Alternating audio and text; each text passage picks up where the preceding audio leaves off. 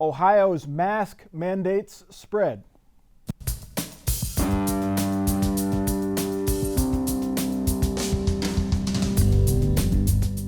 Joining us on Columbus on the Record this week, Laura Bischoff, State House reporter for the Dayton Daily News, Mike Gatadakis, Republican strategist, and Sam Gresham of Common Cause Ohio. 4 months into the pandemic, after 3,000 Ohio deaths, the state of Ohio is mandating people wear face masks in public to slow the spread of coronavirus.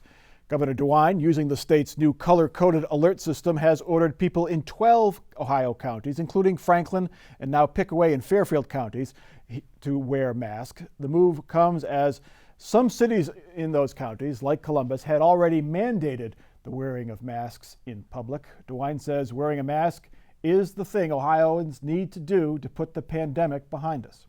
Let's keep our eye on the ball. What we're aiming to do here is to have fall where we have kids back in school, have fall and do fall sports, have Friday night football. I mean, these are all things that we all want to see and do, and what we do in the next 30 days or so is frankly going to determine how all that works out. Laura Bischoff, in the beginning, the governor was ahead of the cases. Even before, we didn't have very many cases, no deaths when he was starting to shut things down. Now the strategy has shifted, is he's using the data to guide his actions. Why the change in strategy? Well, I mean, at the beginning, we didn't have any confirmed cases, but we knew what was coming just based on how the pandemic curve works. Now he's trying to really kind of tailor the response of Ohio to deal with the hot spots, like the 7 counties where there are mask mandates and where there's a rise in cases. It's kind of interesting just to see we reopened gradually in May, and then there were a lot of protests at the end of May and in early June. And I think that both of those factors are driving, the caseload up. Yeah, the bars in particular has been a blame for a lot. Protests, there are mixed reports on how much the protests are involved in the spread because they were outside and many wearing masks. But he also, Laura, is, he's sort of following the city's lead on this. Columbus mandated masks and the governor said, okay, masks in Franklin County. Cincinnati did the same, Dublin, Bexley here in central Ohio. I think Cleveland was considering it as well. So he's kind of letting the local folks handle it, and then he jumps in. Mike, I will say this to you. I go to the dashboard every day to look at the data. One of the things that we're not messaging very well is that the predominant group that is getting the infections are people under 40 years old. For some odd reason, everybody thinks all the people who get it are old people. Not all the people who die at significant numbers are old people. And if they could tweak it a little bit more, it would have more value to us out in the community. I want to know it by age. I want to know it by race. I want to know all the categories by that. And if they could do zip codes for people in the community, it would help us significantly, but they have not been able to do that. I've written them 3 times, not saying they're going to move because I asked them, but I hope they think about it a couple times. Mike Gatadakis, you've been critical about the shutdown and the pace of it and the extent of it. What are your thoughts now? What do you make of this map? Is this the way to go, to let the data drive where the governor turns his attention to as far as mask mandates and possibly, if these counties get bad enough, to additional closings or reclosings? Well, I've been critical just in order to save our economy. I'm a big fan of Governor DeWine, of course, but just some levity here, Mike. Just because we see an increase in cases rising, it doesn't mean that it translates to death. Because as we know, 97 to 98% of people that do contract COVID-19 recover. If you're under the age of 70, you're not in a confined space and don't have an underlying condition, of course. So what we need to do is look at the numbers in totality, because the headlines always read spike in the number of cases, but the 21-day trend is showing at least a downward trend in hospitalizations, ICUs, and deaths. So we're not seeing a spike in deaths, a spike in cases, yes, but I just think we just need to bring some more levity, because that's where I think frustration is coming from Ohioans, everyday Ohioans, not just us that come on your show. We see we're seeing spike in cases, but that's not translating, and we're not seeing the hospitals so much overrun as we, which is a good thing, mind you. as we don't want to see. So at the end of the day, I think, focusing less on the spike in the number of cases or whatever word you want to use and focusing more on ICU and deaths, I think could help. But the cases, You know what, cases come. Go ahead, Laura. I'd like to interject. I think that we are seeing a rise in cases right now, and the hospitalizations and the deaths tend to lag the case numbers by a couple of weeks, because you get exposed to it, then you develop your symptoms, then you're bad enough that you go to the doctor, then you get your test, then eventually you go to the hospital. So there's a delay. And if these cases are coming because we've reopened and because more people are going to bars and restaurants and they're going back to work, then we're going to see those hospitalization and deaths are going to catch up to the case numbers eventually. Now, the only thing that might suppress the hospitalization and the death numbers is the fact that it is trending among lower age groups. And so the younger folks generally don't need hospitalization as acutely as like folks who are in nursing homes. Mike Gonadakis, where do you stand? Mike, I'll get Mike Gonadakis on the mask. Mike, where do you stand on masks and the mandates that counties and cities wear masks where the spread is increasing? Look, at the end of the day, my family, we put a mask on when we walk into Lowe's, Home Depot, Walmart, what have you. It's a requirement that the governors put forward, county commissioners, mayors, what have you. We do it. We take it off when we exit the store, and we go on and live our lives. If it helps, it helps. Obviously, there's a group of people out there that are just hell-bent against masks. My family's not one of them. We'll wear one. I'm not going to wear one when we're walking in the park, mind you, but we'll wear one when we walk into a store or go out to eat, which we did yesterday, and then we took it off to eat, and when we left, we put it back on. Should they be required? Should they be required?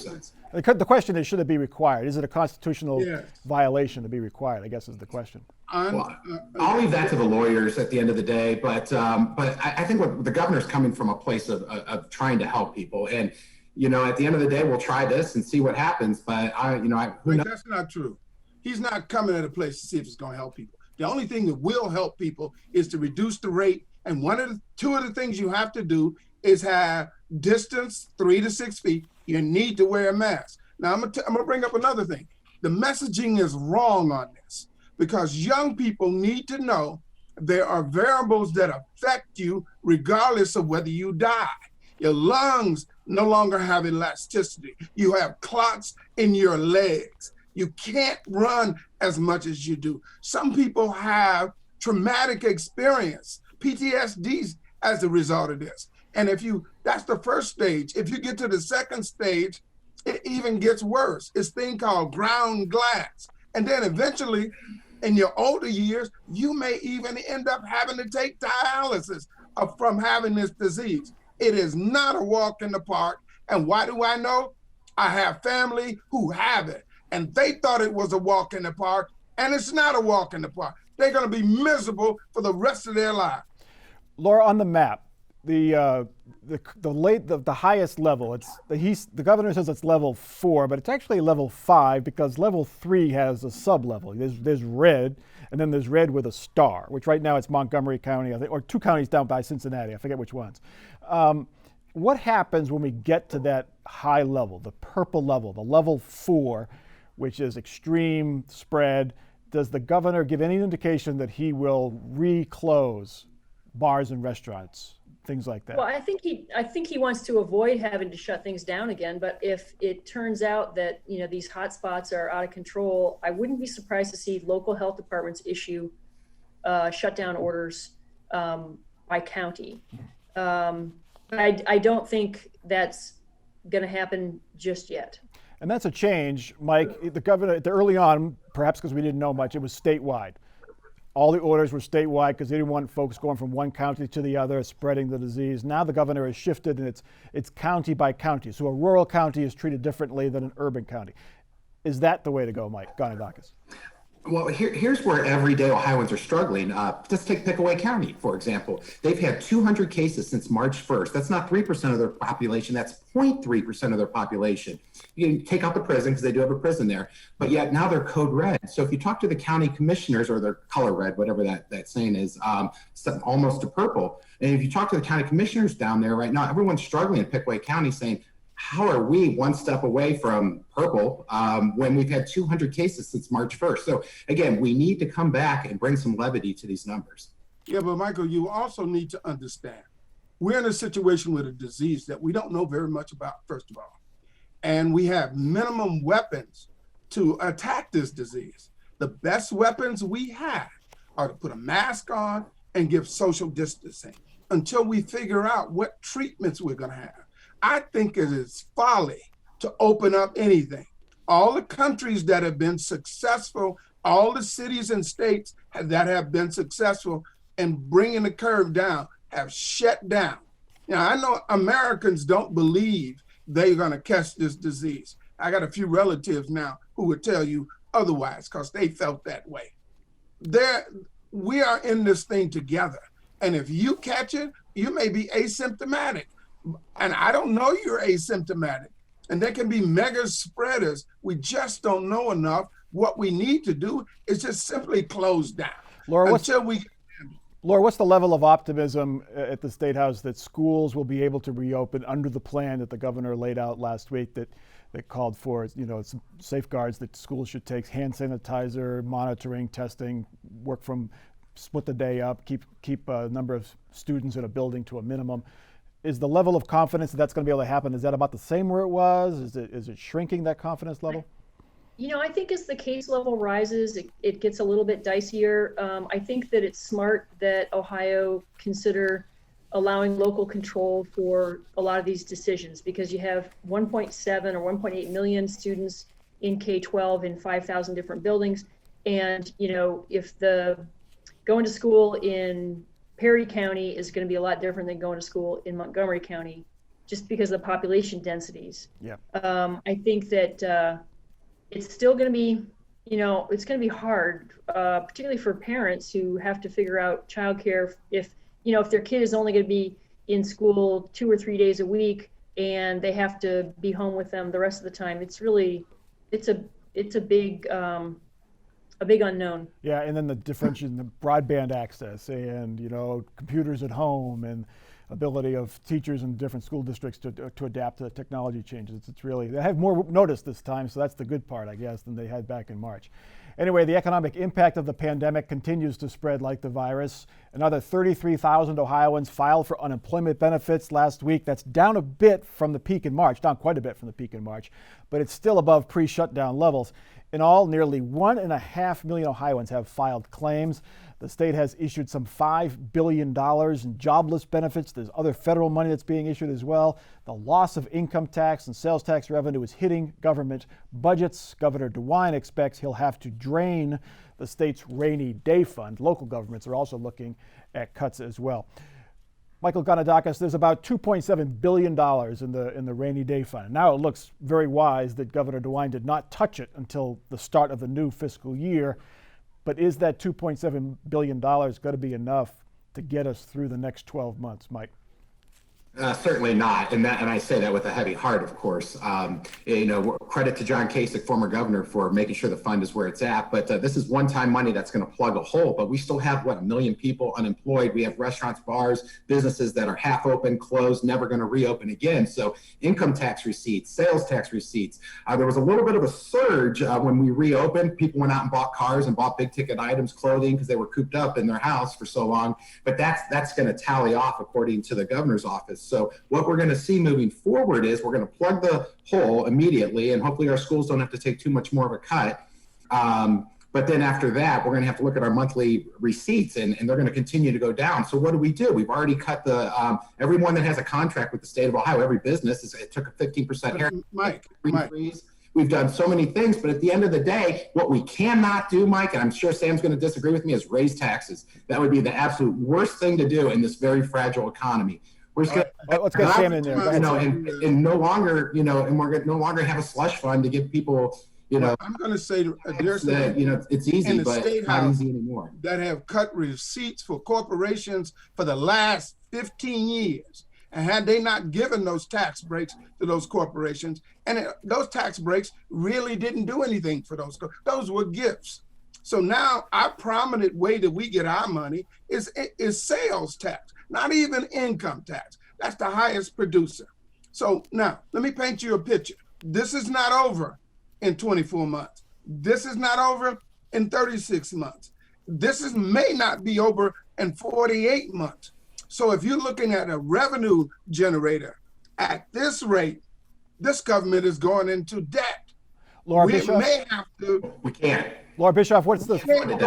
Laura, All what- right, then I'm asking you the question. Where are you going to get that money from? Well, let's ask Laura what State House lawmakers are thinking. What are the chances, Laura, of, I mean, they're going to be cuts. There's no doubt, because not only do we have the rainy day fund that likely will get depleted, but they got to start planning for the next 2-year budget, which will start soon, probably in the next, 3 or 4 months, maybe wait till after the election.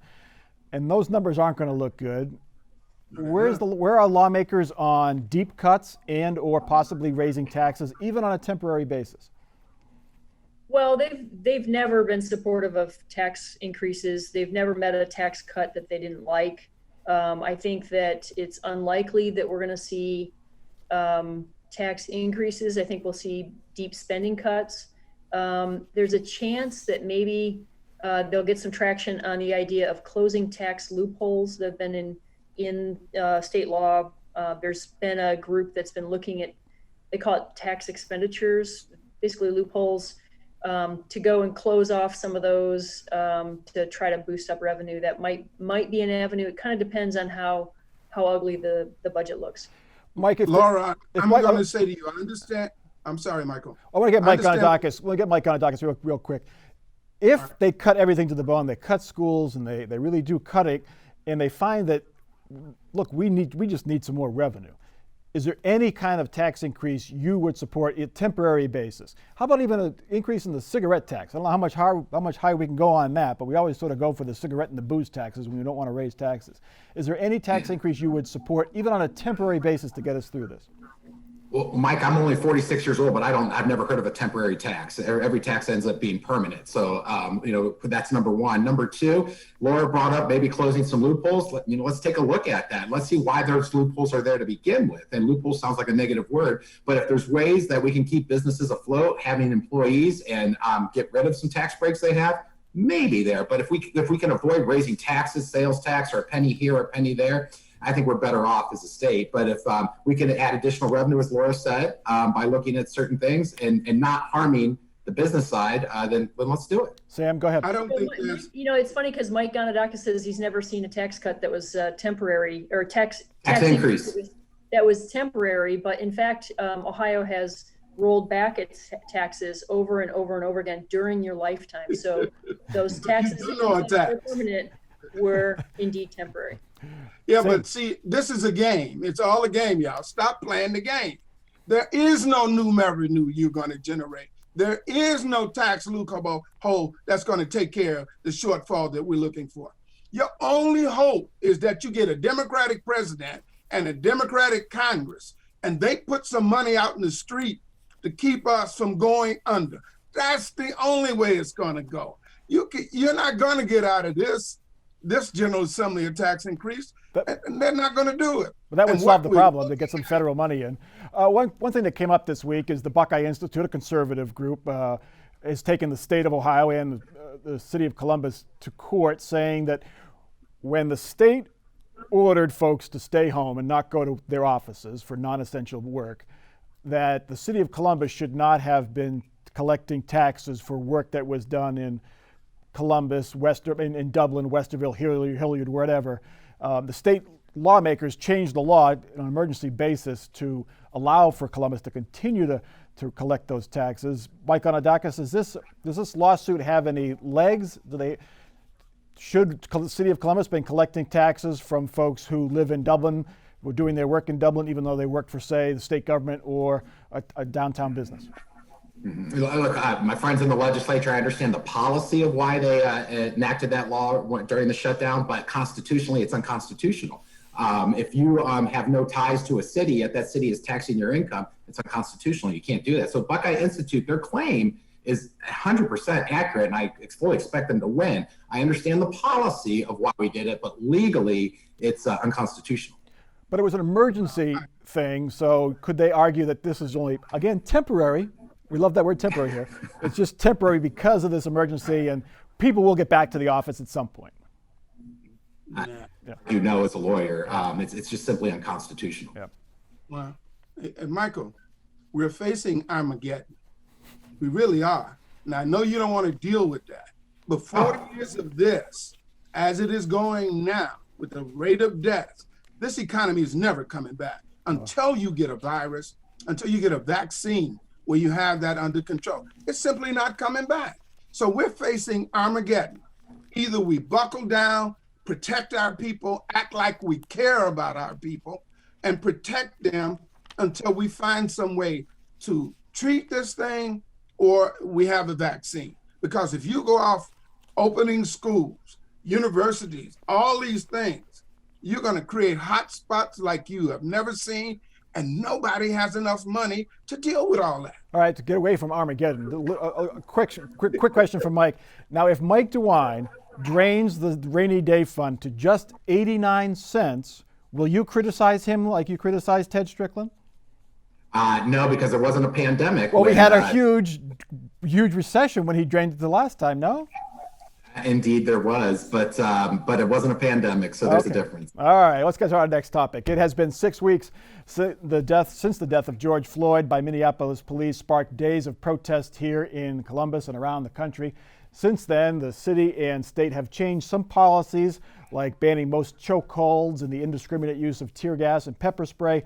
Task forces have begun their work, but here in Columbus, the mayor and the police union remain very much at odds. Protesters have filed suit against the city of Columbus and its police force for injuries they suffered during the protest. Sam Gresham, are you concerned? The protests have died down. It seems to have drifted off the front page. Are you concerned that we are starting to forget what happened to George Floyd and forget what the protests were calling for? Yeah, Michael, we are. And for us old timers, we know that all incidents like these or crises have a shelf life, and they only last as long as they're on the front page of the news. As usual, we are attempting to do incremental things. We're not trying to do transformative things to change the system wholesale. We're not talking about changing the culture, the type of people that we bring into the police force. We're not talking about intervention systems where we're training and monitoring people over a long period of time. If we don't change the culture and the same types of people continue to come in, there are no intervention systems. If there's no monitoring systems that the police have to make public to the community, we're gonna go right back. There's a book out now, and it says Beginning Again. And it reflects the historical arc of the civil rights movement. Every time we get to a crisis, we're beginning again. We're beginning again, like people don't know what came before now. I'm disappointed at local leaders. Racism is not a health issue. It's a systemic, structural, political, social, economic issue. It's not, it has health symptoms, but it's not dominant characteristic. It's not health. I want to get some other folks in before we get, time is short. Mike Gonidakis, are you optimistic that task forces the governor has formed, the stance the mayor of Columbus has taken against the union will force some changes to make this situation better, improve the relations?